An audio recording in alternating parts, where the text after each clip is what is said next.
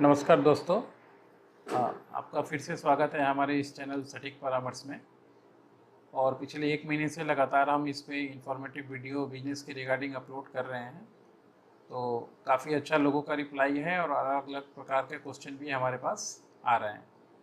तो अभी हमारे पास एक क्वेश्चन आया है, स्पाइस यानी मसालों का बिजनेस कैसे चालू करना चाहिए।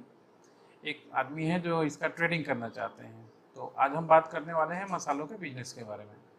तो पहले बता दें, इंडिया में जो स्पाइस का मार्केट है, बाजार जिसको बोलते हैं, वो 40,000 करोड़ रुपए का है। बहुत बड़ा एक इंडस्ट्री है जिसमें ऑर्गेनाइज कुछ कंपनियां भी हैं, जैसे एवरेस्ट हो गया, एमडीएच हो गया, इनका भी बहुत बड़ा रोल है। और अनऑर्गेनाइज कंपनियां भी हैं जो लोकल लेवल पे इसको काम को करती हैं।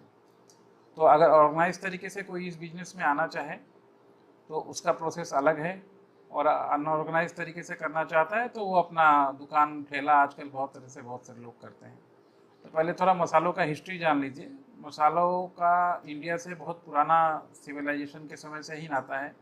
प्राचीन समय में रोम और चीन के व्यापारी हमारे यहाँ पे आते थे बंदरगाह पे, और स्पाइस दे के सोना देते थे, जिसके बदले में वहाँ के काफ़ी लोग धनी हो गए। मंदिरों के पास इतना सोना आ गया केरला में।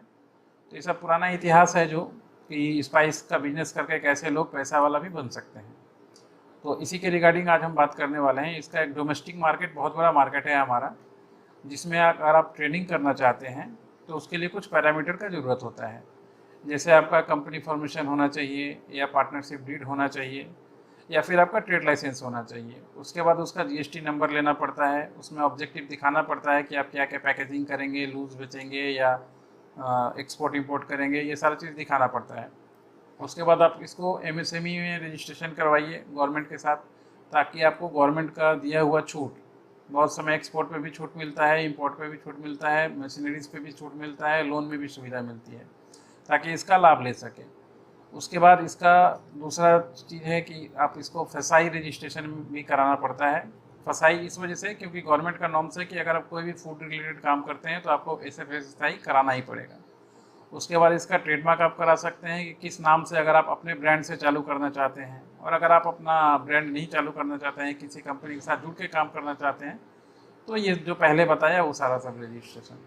और उसके बाद एक सर्टिफिकेशन होता है ISO 22000, जिसके माध्यम से आप सेफ्टी के लिए, मतलब गाइडलाइन होता है कि हाँ, आपका मसाला जो यूज करेगा, जो खाने में ये करेगा, वो सेफ़ है।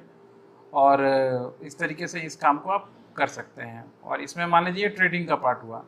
और अगर आप इसमें मैन्युफैक्चरिंग करना चाहते हैं तो इसमें आपको फिर सेट लगाना पड़ेगा, मशीनरीज लगाना पड़ेगा, मशीनरीज का लाइसेंस लेना पड़ेगा, 440 वोल्ट का इलेक्ट्रॉनिक कमर्शियल का लाइसेंस लेना पड़ता है, ESI, PF, पंचायत का परमिशन, या म्यूनसिपल में है तो म्यूनसिपल का परमिशन।